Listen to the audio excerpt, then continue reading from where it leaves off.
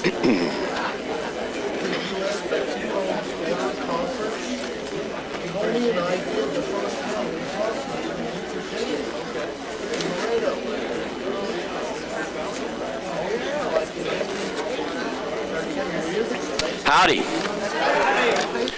Welcome to the Bush Library. I'm Warren Finch. I'm the director of the Library and Museum. It's a pleasure to have you here. There's still seats up in the front. I know everybody likes to sit in the back of the room, but pretend like you're in college, and there's still some seats up here in the front. I'll talk about some of the programs that are coming up, and then we'll talk a little bit about tonight's program. We've got May 18th. We have a program for children K through 8. Hank the Cowdog. I have 3 children. They've all heard of Hank the Cowdog. I have to admit that it wasn't number 1 on my reading list, but apparently he's more famous than I am, and he will be here for a program on May 18th from 10:30 until 11:30, and then there's a second program from 12:30 until 1:30. So if you're interested in that, or you have a child that might be interested, go to our website, bush41.org, and see the information about that program. And back once again for the summer are our movies by the pond. They're very popular, and because we're doing a ranching heritage exhibit, the movie on May 19th at 7 o'clock, and of course I think there's free ice cream. Yes, Bluebell. Hot dogs, the whole 9 yards, popcorn. That all begins at 7 o'clock, and as soon as the sun goes down, the movie will begin, and again, the Western theme is An American Tale. Fievel Goes West. So June 9th, President and Mrs. Bush just arrived in Kennebunkport, Maine, and on June 9th we celebrate their birthdays. They're about a year and a week apart, and President Bush is about to be 93 years old, and Mrs. Bush is about to be 92. And again, Bluebell ice cream and cake. We have plenty of cake that happens from 10 until 3 p.m. So come by, wear your crazy socks, get your picture taken, and celebrate President and Mrs. Bush's birthdays, 93, 92, and they've been married for 72 years. So it seems to have worked out very well.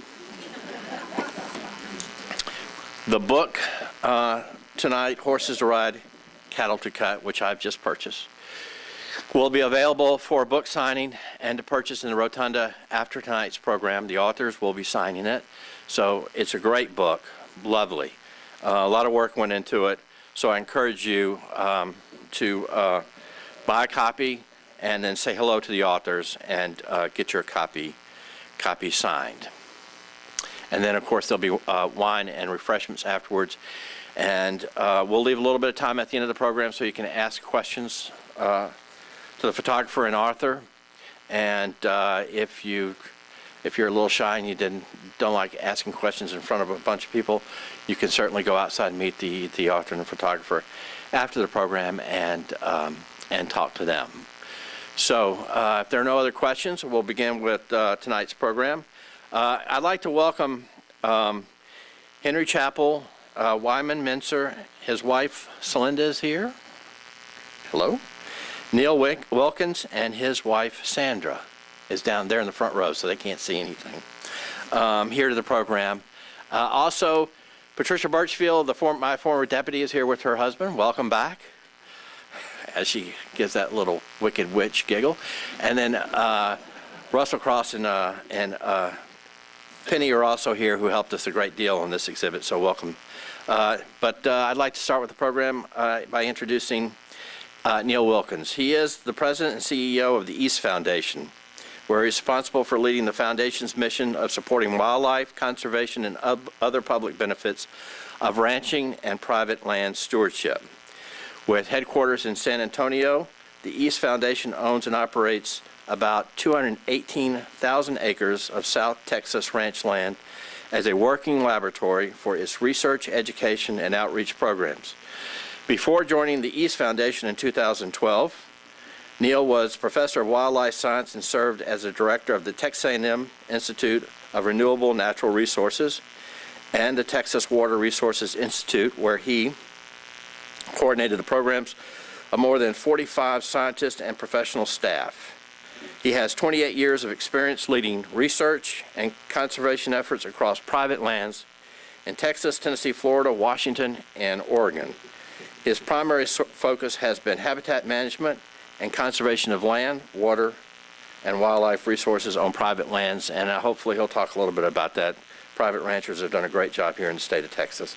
His work integrates science, policy, and economics for developing wildlife conservation programs. Until 2006, Neil was statewide program leader for the wildlife and fisheries with the Texas A&M AgriLife Extension. Prior to joining the Texas A&M faculty in 1998, he directed wildlife and fisheries programs for Port Blakely Tree Farms, a 150,000 acre forest land holding in the Pacific Northwest. Please welcome Neil Wilkins, who will talk about tonight's program and introduce the author and photographer.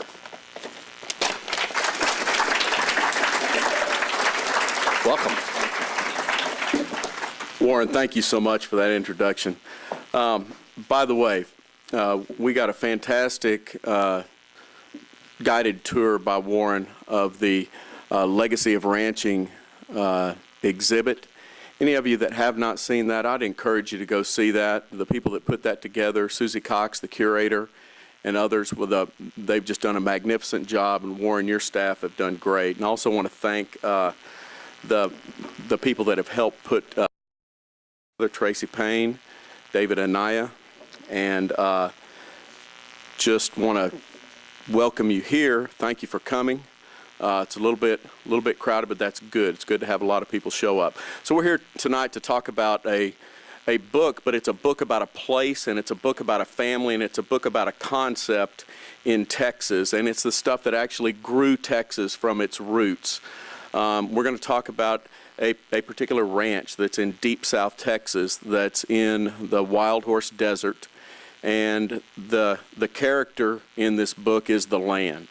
Now there's another set of pivotal characters around that, one of which is the East family. And the East Foundation that I'm the president of was bequeathed by the East family, and they basically laid out our mission to support wildlife conservation and the other public benefits of private land stewardship, along with ranching. This is an untold story, what you're going to hear tonight. And before we started this project, we sat down with the authors that I'm going to tell you about in just a minute, and we decided that we would spend a year figuring out how to create compelling images of this ranch and how to tell the story. And so 3 years later, after that one-year decision, we finally got around to finishing the book. That's just because the project deserved that much telling. So the two authors that we have here tonight, you rarely get to have contact time with them. They're personable people, fantastic people. Wyman Menzer is the state photographer of Texas. He's been the only state photographer of Texas, designated as such by the Governor George W. Bush in 1997.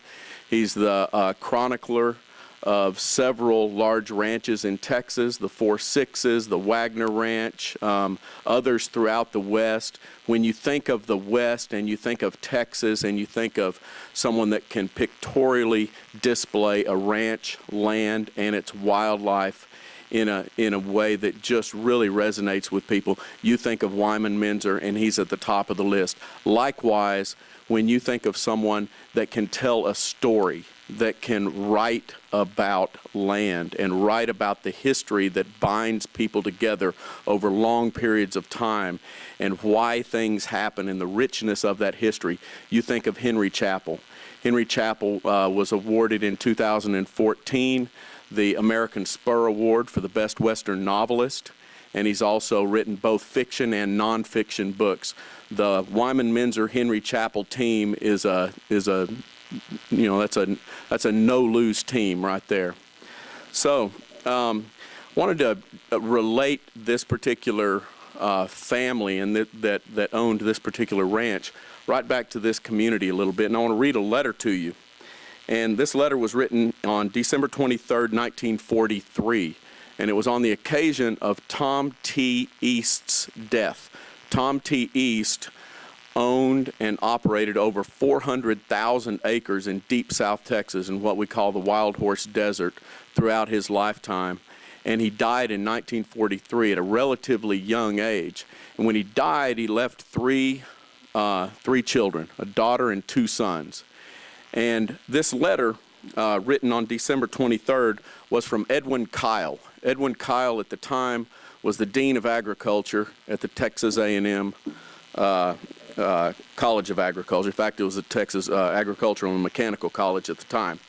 Here's the letter.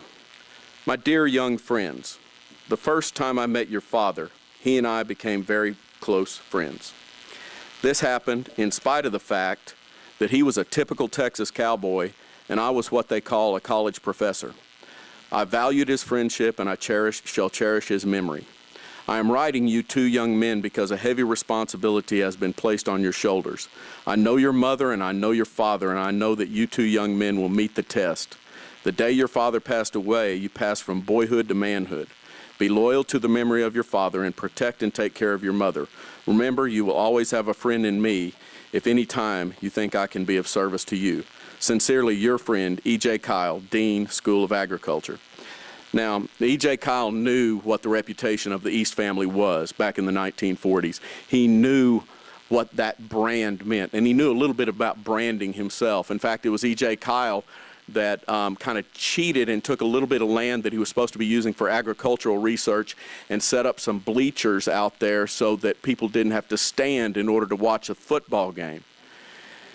They've built on to that a little bit, and I think it holds a few more people, and if you've missed it, it's just right down the road, but it's still here. So you can visit Kyle Field and see what E.J. Kyle left as his legacy.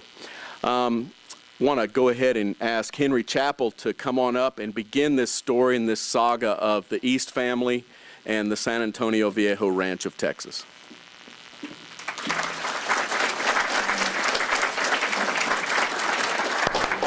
Thank you, Neil. It's great to see all these faces out there, and it's good to be here. I'll second Neil, my thanks to Warren and Tracy and the staff here at the Bush Library and Museum. Wonderful job, warm hospitality. Again, it's good to be here.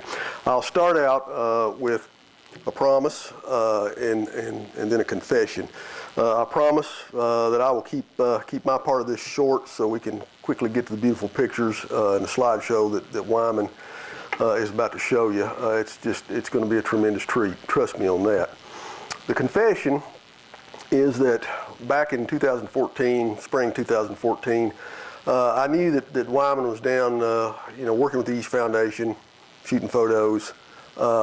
Had no idea really. That's all I knew. Nothing about the East Foundation, nothing about the East family, and not a whole lot about South Texas. And so when Wyman called and said, "Hey, we're talking about a book. You want to do this?" Had anyone but good old Wyman asked me to do that, at that time I probably would have declined. We had already done 3 books on great ranches, and I loved it. I loved it. But at that point in my life, I felt like I had said just about all I had to say about cattle and horses and ranches. And, I just couldn't imagine that I could come up with anything fresh to say. Now, those ranches, 2 of the great ranches, the 4-6s and the Wagner Ranch, of course, up on the rolling plains of Texas. And then there was another one, the Wagon Hound Ranch out in Wyoming. And but Wyman, he persisted, and he said, just come on down here. Take a look at it. I really think you're going to want to do this. He didn't give me any details. So went down there in June of 2014 and met with Neil. Didn't know anything about the East family. Neil gave me a little talk, and then he did a wise thing, at least as far as hooking me and getting me on this project.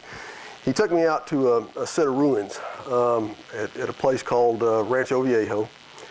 And these were ruins that date back to the Spanish colonial era in the late 1700s and early 1800s. And if you walk back through the brush there in the Wild Horse Desert, South Texas, and then all of a sudden here is this great stone wall of a house looming up out of the brush. And you walk around those things, this little community, and you realize just how deep the South Texas ranching history goes, how far back it goes, how old it is. I knew this intellectually, of course. Anybody who studied Texas history is going to know that. But at that moment, I knew it right here. And, I stood in those old doorways and, watched a screech owl flush out of one of the old houses and peered into those old wells. And right then and there, I was hooked. And at that point, I knew nothing about the East family, but I wanted to know. And so that's where I started. That's where the whole project started for me. And so I want to start tonight with that. And I'm going to read a passage from the book. It's the opening passage. And it has to do with this place on San Antonio Viejo. And bear with me. I'm not going to have time to get much into the history. I just want to introduce you to this place and the way I was introduced to it, and then Wyman will pretty much take it from there. It's the first chapter, and we are at Rancho Viejo. Given rain, the Wild Horse Desert will heal after drought and hard use by humans and livestock. Will heal after drought and hard use by humans and livestock have left it battered and bare. Within days, beaten ground will be hidden under midgrass and scores of species of flowers and less showy annuals, though the mix may suggest recent history. A water lot full of waist-high sunflowers, a carpet of ragweed and croton beneath a giant mesquite, a line of prickly poppy and Texas thistle that from a distance suggests a ranch road or two-track through the grass and scrub. While grass and annual cover hint at recent history, a few woodland patches hide a much older story. In southern Jim Hogg County, some 5 miles east of Guerra, you can pass unaware within yards of two-story stone ruins. If you're persistent and alert, you might glimpse pale stone through the brush, and then walls looming overhead, and finally the roofless structure. Mindful of rattlesnakes, hidden whales, and Africanized honeybees, you pick your way through the brush, perhaps climbing over piles of stone and peer through a window or door framed in mesquite timber as sound as the day it was cut. Solid beams that once supported a roof of chippechill, mortar made of lime, sand, and gravel, lie amid piles of rubble and rusty square nails forged one at a time by a blacksmith gone 2 centuries now. Brush grows through cracks in the floor, through windows, china shards in a fireplace filled by a rat midden conjure images of a home graced with furniture from Laredo or Matamoros. Walls of salar blocks quarried from local caliche deposits and hauled by donkey or ox cart, some surely weighing 100 pounds, remain stacked 2 stories and 2 feet thick and chinked here and there with smaller stones, square and sharp as any product of a modern quarry. Inside those thick walls, families won't cool on summer mornings. A single room wide with windows on both sides, built to take advantage of prevailing breezes, the houses would have been tolerably cool on all but the stillest summer days. Peculiar triangular apertures in the wall, large as dinner plates on the inside, tapering to an outside exit no larger than a man's fist, troneras, gun ports, remind us that the east fork of the Comanche Trace crossed the Rio Grande only 180 miles upriver from Laredo, and that raiders from the Texas Panhandle and the Arkansas River, who plundered as far south as Monterey, would think nothing of a 200-mile excursion for a chance at scalps, loot, cattle, and Tejano women. Nor did the Comanche's old enemy, the Lipan Apache, driven from their ancestral home on the southern plains in the 17th and early 18th centuries, welcome newcomers to their adopted home. From inside the house, 2 practiced shooters protected by thick stone walls could lay down terrible crossfire with flintlock muskets or, a century-old, breech-loading rifles. At the same time, tall, narrow, similarly tapered windows allowed for protected shooting. Hand-dug wells some 60 feet deep and lined with salar and nowadays often occupied by African bees testify to a people who knew how to live in droughty country. Old deeds and records of land grants and adjudication, local history, and a few grave markers provide only sparse bold lines, and a palimpsest. We know remarkably little about the few score or a few hundred people who formed a community here. Decades before Stephen F. Austin's Old 300 settled at San Felipe, stockmen from various provinces in New Spain moved north of the Rio Grande into Nuevo Santander. Unlike Puritan farmers who settled New England, Cavaliers who claimed the southeastern seaboard, or Scots-Irish yeomen who raised forests and wore out farms from Virginia coast to the 98th meridian, these pioneers pushed into what would become South Texas armed with ranching skills and tools of culture developed on the Iberian Peninsula during the late Middle Ages and refined in New World conditions by generations of Indian, mestizo, mulatto, and Spanish herdsmen. Elsewhere in the Southwest, settlers followed and depended on missions and presidios. Early rancheros on the northern frontier of New Spain provided their own security and spiritual sustenance. The earliest Tejano settlers called this place San Antonio, distinct from San Antonio de Bejar, some 200 miles north. By the 1850s, chroniclers called the community San Antonio Viejo, Old San Antonio, while surveyors of the period sometimes referred to Las Norias y San Antonio, the San Antonio Whales. Sometime after 1915, those who'd left the community and those who'd simply known it began calling it San Antonio Viejo. So for me, that was the start, and from that moment on, I wanted to know the history of this place, even before I had gotten out and about and spent any time on it. And as I did so, I began to understand why every people who had settled there loved the place and came to stay, as rough as it was. Before the Tejanos, there were the Cahultican Indians, then the Tejanos, then the East. And in the intervening period, there were revolutions in Mexico. There was, the Texas Revolution, the American War with Mexico, after which South Texas became part of Texas instead of Mexico. Then the Civil War, a long, long history before we ever get to the East family. The East appeared on the scene in the early 1900s. A man named Tom T. East, whose picture you'll see and learn more about here shortly, married a very special woman, Alice Gratuitous Clayburgh, Robert Clayburgh Sr.'s daughter, and moved to San Antonio Viejo, which young Tom East had begun to establish and had begun to put together.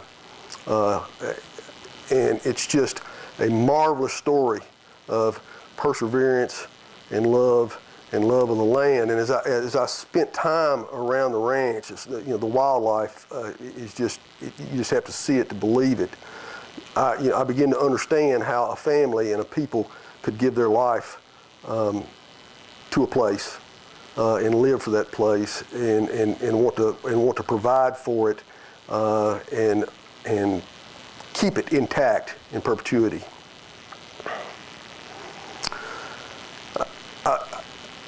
I think to understand the East, you have to understand Alice Gratuitous Clayburgh East and understand that she came from the family of the King Ranch.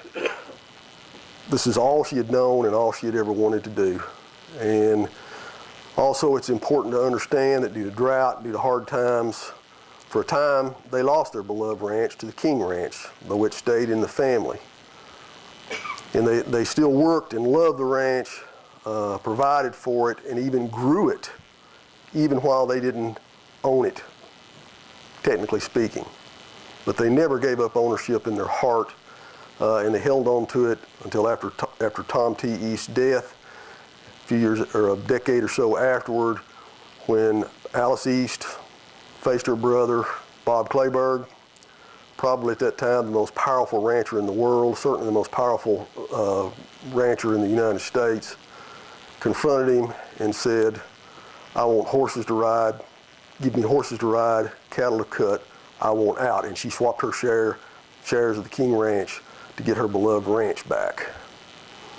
And now we have a family living through the 50s, 60s, 70s, barely getting by, operating this ranch, tremendously land wealthy, no cash, just literally living like, no better than their help.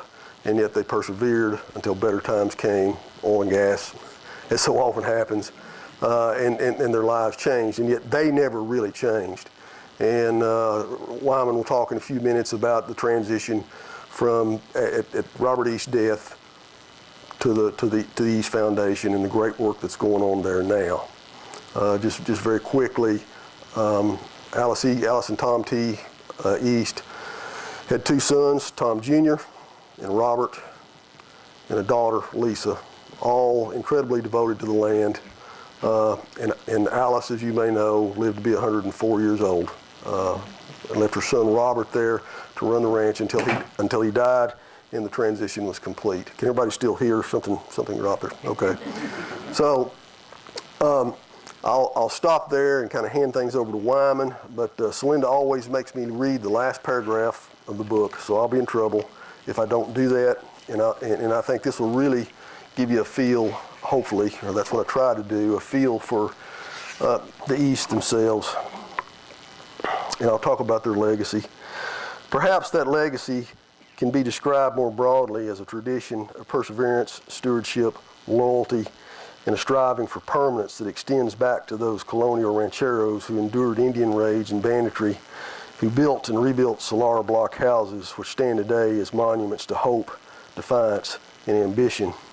This was Tom and Alice East's inheritance, which they passed to their children, who in fidelity bequeathed it to us all. So with that, and hopefully I've piqued your interest to know more about these people. And so with that, I'll turn things over to my great friend and longtime collaborator, Wyman Menzer.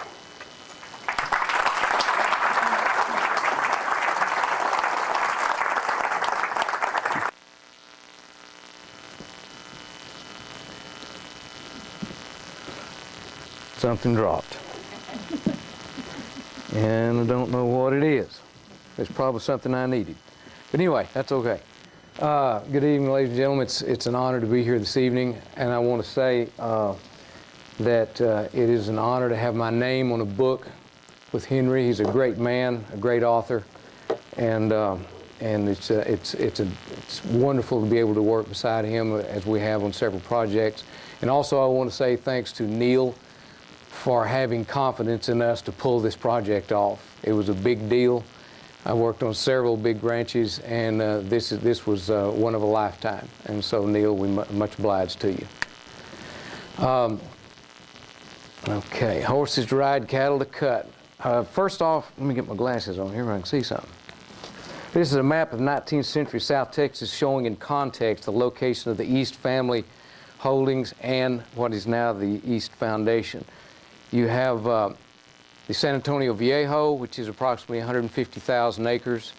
And then you have the Santa Rosa, the Buena Vista, and you have the El Sauz, the Gachapin, and then the Ranchito. So that comprises the 218,000 acres that Neil was talking about earlier, that the East Foundation has control of now.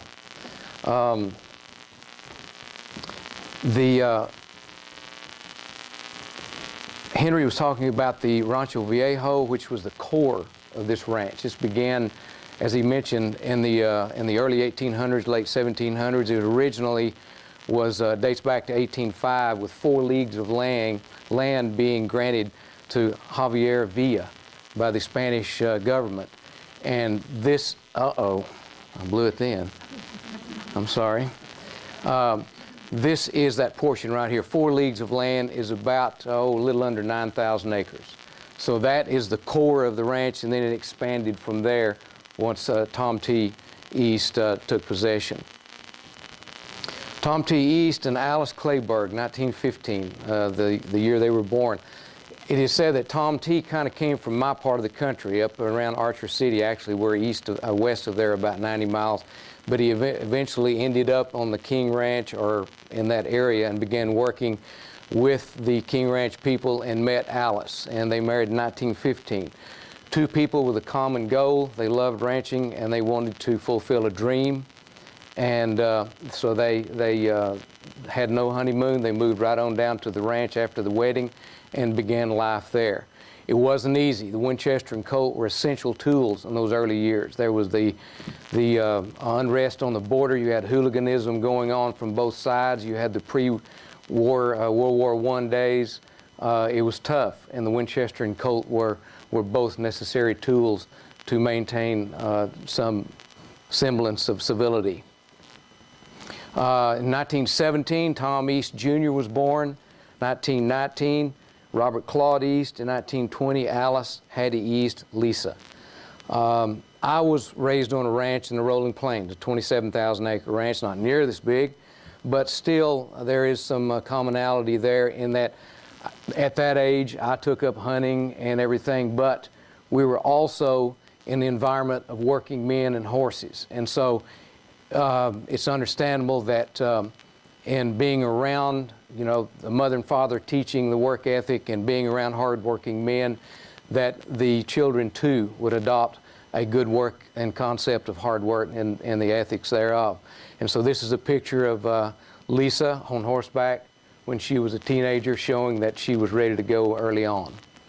Alice participated in ranch work right alongside Tom Sr. She would actually take the children out when they were young, actually babies, and hang them in cradles in the mesquites, in the shade, while she worked alongside her husband. Now that's wanting to get it right there. That's really wanting to work.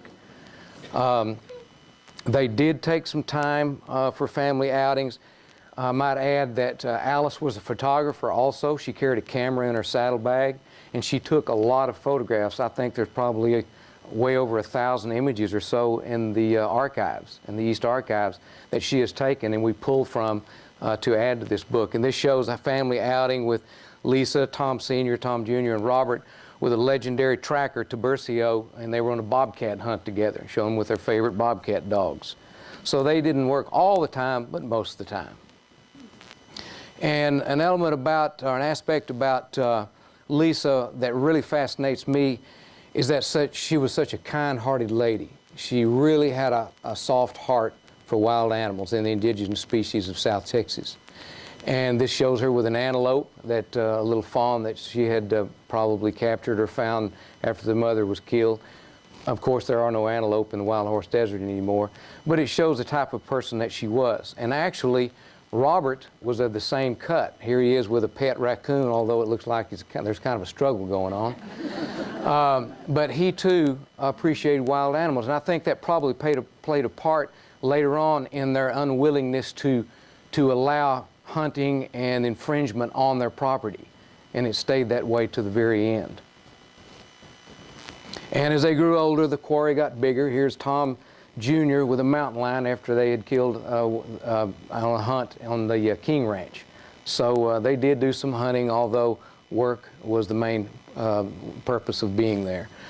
In 1922, due to the drought and related hardships, banditry, low cattle prices after World War I, they had to deed the ranch over to Henrietta King. And you know that that was a tough choice. But they wanted to save the ranch. They wanted to keep it. So they were allowed to stay on the place, as Henry has mentioned, and to have their cattle and also manage the interest of the King Ranch. In 1935, Tom East assumed management of the Viejo, and while at the same time, Tom Sr. moved as senior member of the King Ranch management team. Now, in 1943,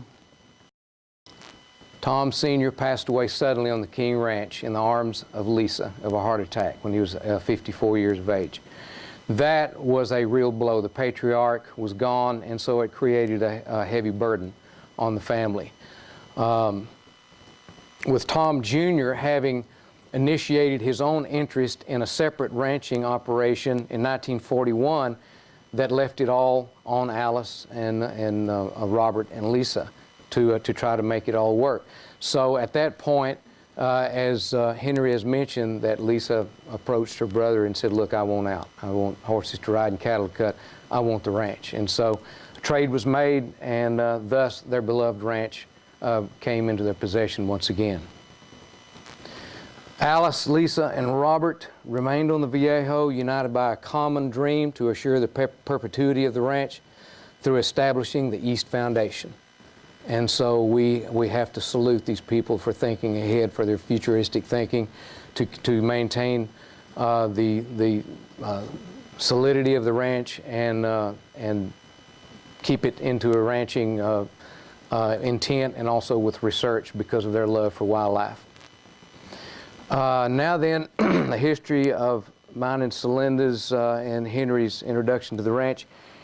I was first contacted by David Langford, a buddy of mine who was a photographer, and he said, look, there's a big project down on the Viejo, down south of Hebronville, and it's really big, and would you be interested in taking it on? And of course, I'm always ready for an adventure. So I said, you bet, even though it's 500 miles, I'll do it. And so we went down and visited Neil, and obviously the country was gripped in the drought that had all of Texas under its spell. The 2011 drought had not yet dissolved, and so it had the country in rough shape. But because I was raised on a ranch, I've seen drought on a ranch that was not as productive as this. I knew that once the rains came, the productivity would be there. So I wasn't worried. I think Neil was a little concerned that we might break and run, go back home after we saw the rough shape of the place, but I wasn't about to. This was a opportunity of a lifetime. Evidence of the drought was at every turn, everywhere we looked. Skulls, it was inescapable. The prickly pear, the weeds, the sky just wouldn't give up the moisture. But we continued with our mission, such as photographing Quamato Mill at sunrise on a December morning with ground fog. Even in the drought, was beautiful. At Agua Blanca, being mesmerized by the ancient mesquites there and wondering what stories they could tell if they could talk. Agua Dulce, La Perla, which is one of the many haciendas on the ranch that are abandoned, that were constructed years ago, and you go to each one and you wonder, about the people who live there. It's all a source of great fascination, like Agua Dulce in this fog-shrouded morning, and Casa Verde.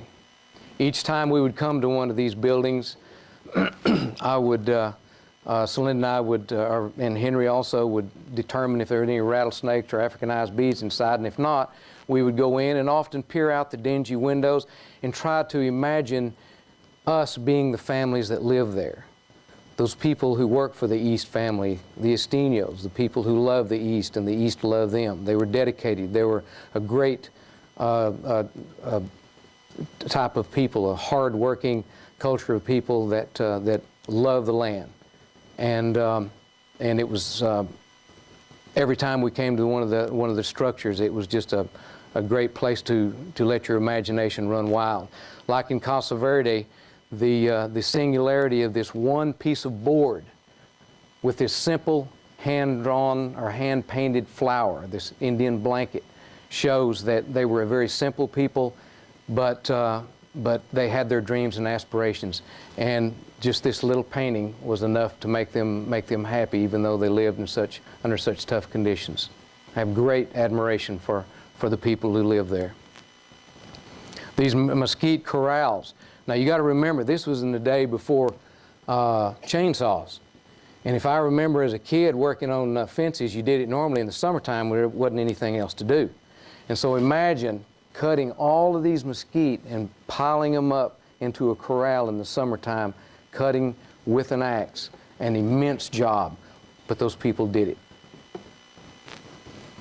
Dipping vats, evidence of struggle against Texas tick fever, dating back to the 30s and 40s. All of these relics were everywhere, and it was just an opportunity of a lifetime for a photographer. Hand-constructed mineral box. As mentioned previously, these people were land rich and cash poor, so they made do. We did the same thing on the ranch at home, but and some of the evidence is still there on the ranch. It was just a fantastic opportunity.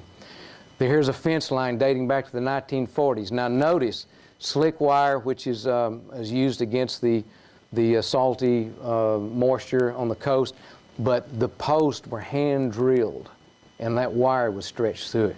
That was a job. I'm totally amazed at the amount of work that it took to keep this place going.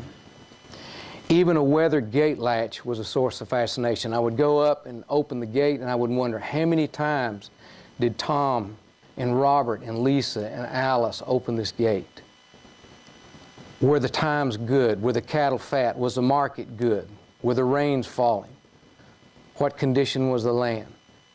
But every time there was a story behind each one of these images, and I tried to convey that through the communication with the camera. And also windmills with names of intrigue. At home on the ranches like the 4-6s and the Pitchfork Ranch, windmills are named after people, after canyons, after incidents. These windmills, some of them are named after creatures. Leoncitos, which little lion. Venata, deer. Cabeza del Toro, head of the bull, or the bull's head. And then, of course, tigre. Now, we all know what tigre means, jaguar. When was the last time jaguar was in Texas? 100 years ago? To me, I guarantee you, sometime at one point in history, jaguar lived right here, thus the name tigre. That's at the far south end of the ranch. Henry mentioned the old houses that are located there, reminders of life and commerce almost 2 centuries before.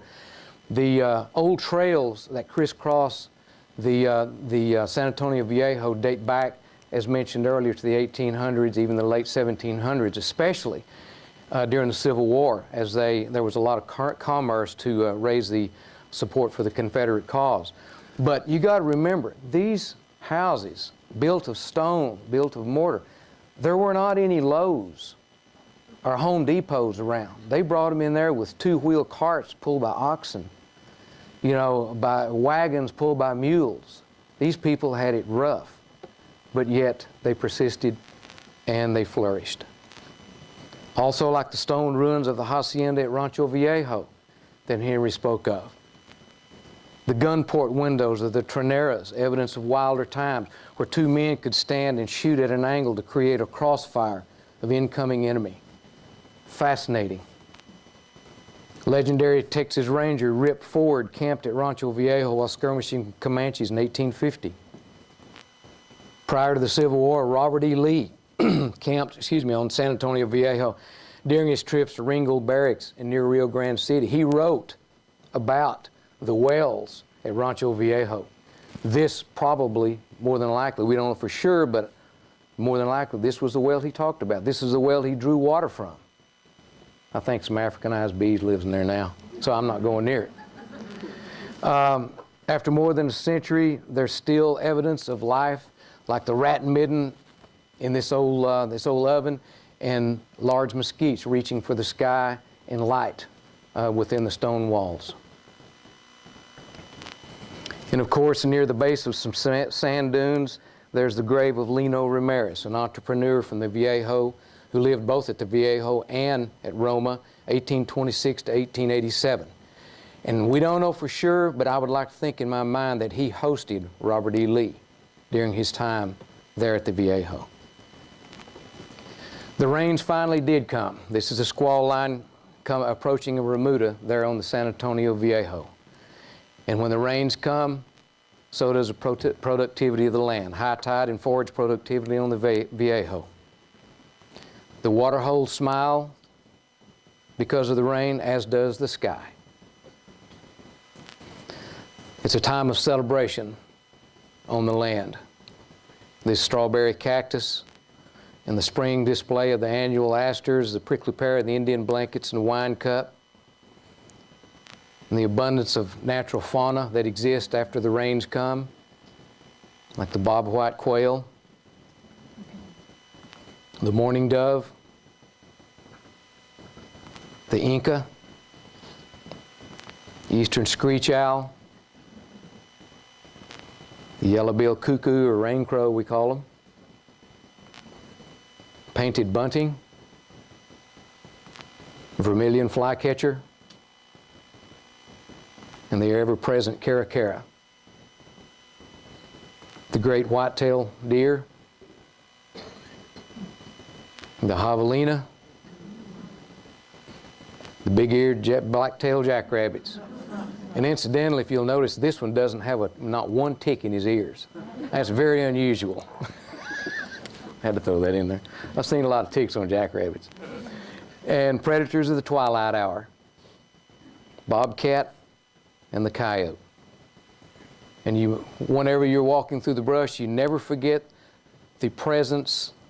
You don't see a lot of them, but they're there. The reptiles on the Viejo, the big rattlers.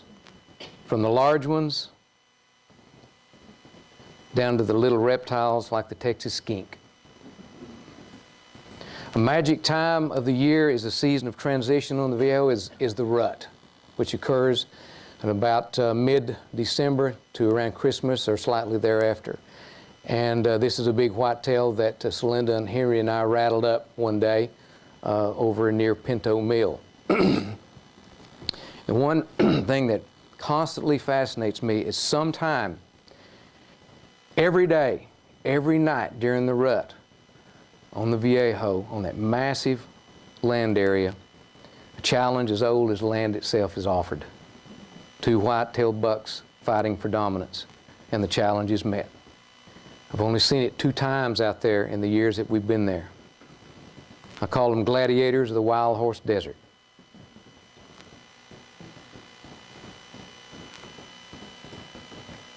These bucks were 11 yards from me whenever I photographed them. Oftentimes, a battle like this ends in the death of both as they lock up, can't get away, they die of starvation or coyotes kill them. But this time, both of them became the winner. Although one of them was the victor and got the spoils.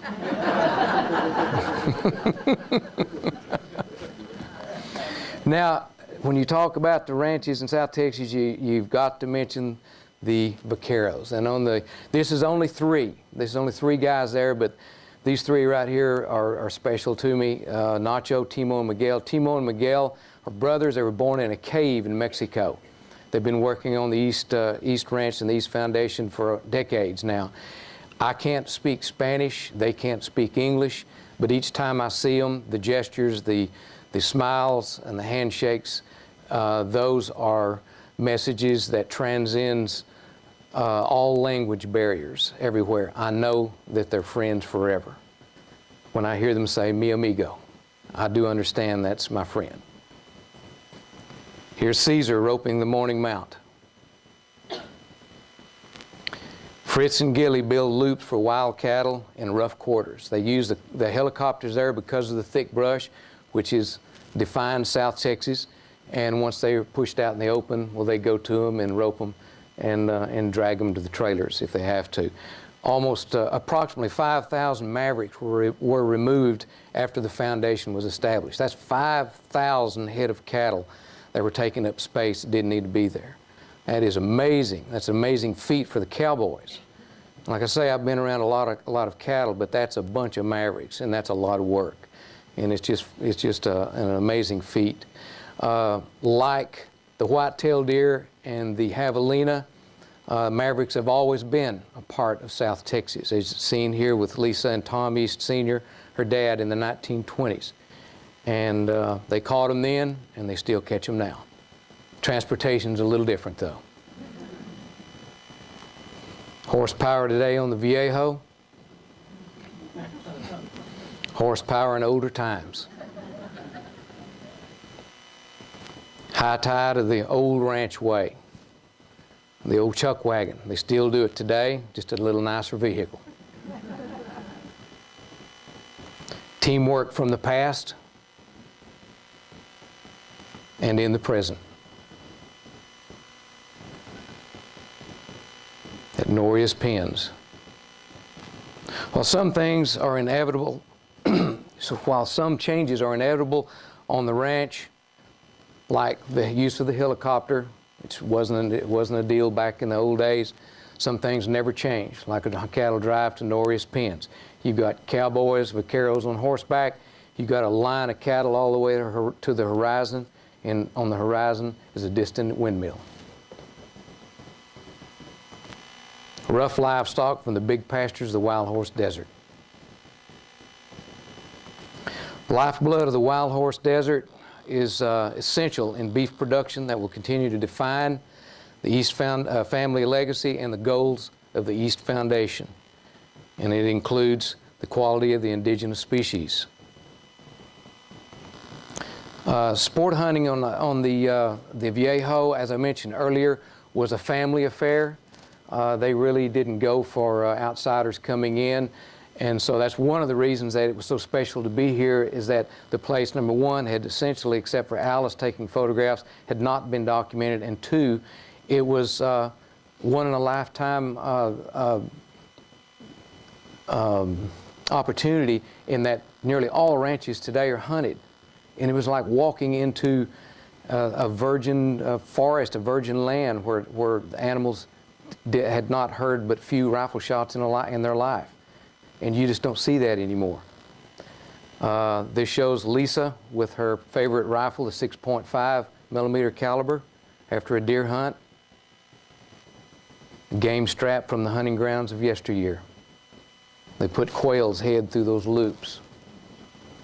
Here's an L.C. Smith shotgun used by Alice. And of course, Alice relishing her time of field with her favorite dog and a collection of quail hanging around her neck.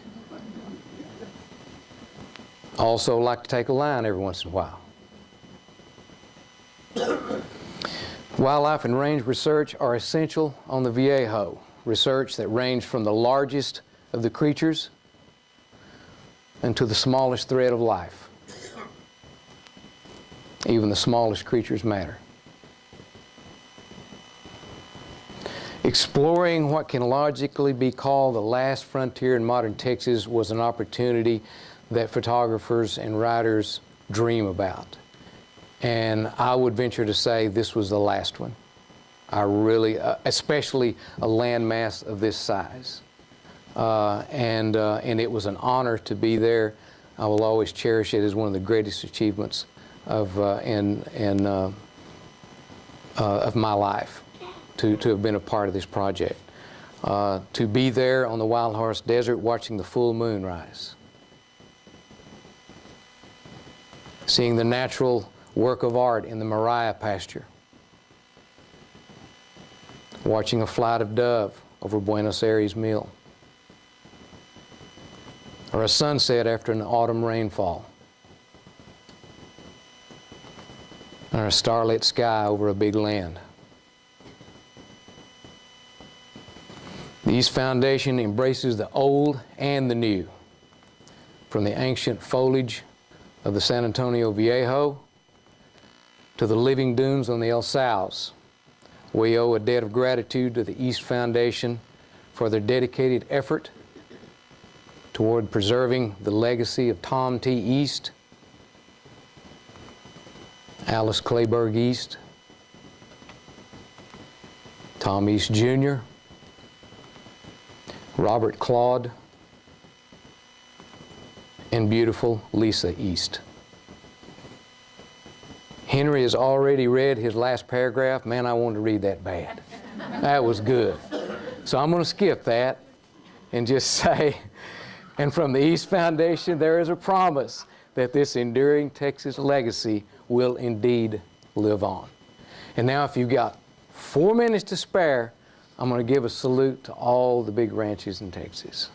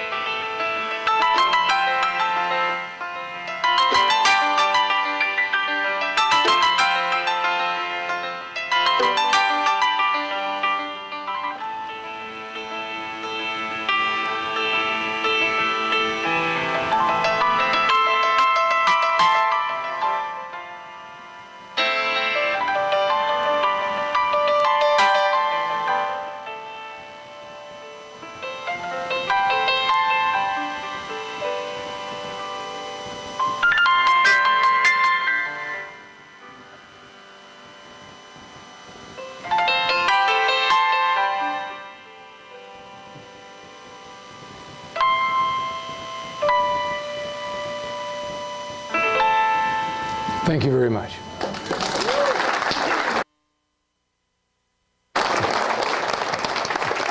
Let's go on and take questions.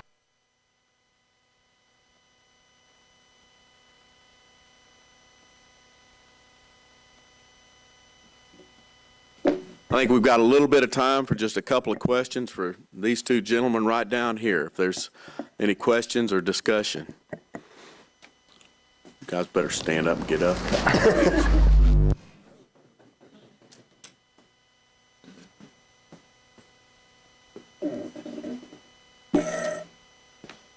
Any questions? We'll tell you something. Are there any members of the East family still alive? None of there are no living family members of that nuclear family. I mean, there are other heirs, but Robert, Tom Jr., and Lisa have all passed. And that's really how the East Foundation came to be, because Robert and Lisa both, and really Mrs. East herself, decided that they loved this land too much to ever let it be broken up, and so they wanted to provide a way for it to be kept and held intact and lovingly managed forever. Yes, sir. Who owns the El Saos now? That's part of the East Foundation properties. What connection does Helen Pinnell have with that? Well, I will defer to Right. the boss on this. El Sal's, there used to be a division of the King Ranch. There was the El Sal's division, and that's divided up now into, there's a lot went on to make the division, but it was ceded to the Atwood and the Edwin part of the King Ranch family, and then it was divided up into the East El Sal's, which belongs to the East Foundation, and the HP El Sal's, which is the Helen Pinnell estate. So, does that handle that? But I want to stay close. Yes, sir. Great pictures, and you've got my curiosity. Where are the red labs that you showed there, the cliffs? Oh, those cliffs were up in the Panhandle on Highway 207 on the Tool Canyon.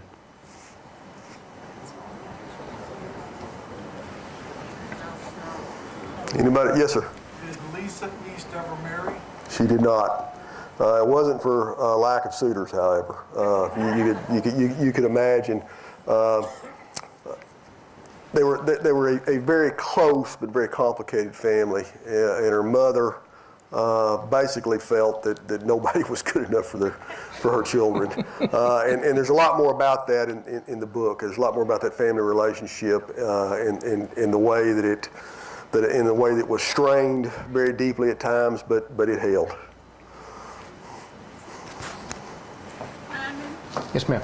You ever heard about that by last night? No, I have not. Thank goodness. Close calls. There's been some close calls, but thank goodness not. Anybody else? Well, if you think of a question, we're going to be out there. We'll be delighted to meet with you and talk to you. Don't be shy. And thank you so much for coming out. It's been a wonderful night.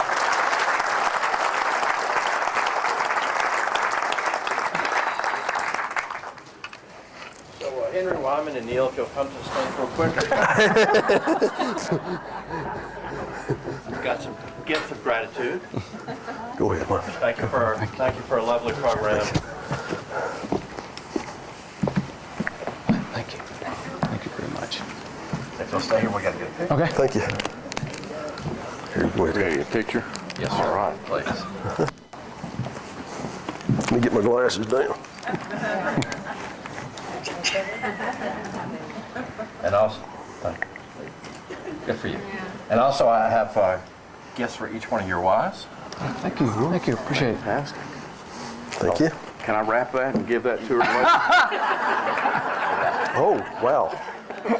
Those are like the scars that Mrs. Bush gave out during the White House years. Oh, great. Oh, wow. Fantastic. Thank you very much. So the book is fantastic. You've seen just a small snippet of it here tonight. So please join us in the rotunda for a glass of wine, a cup of coffee, cookie, and please buy the book. And the author, these gentlemen, will be happy to sign it for you. So thank you very much.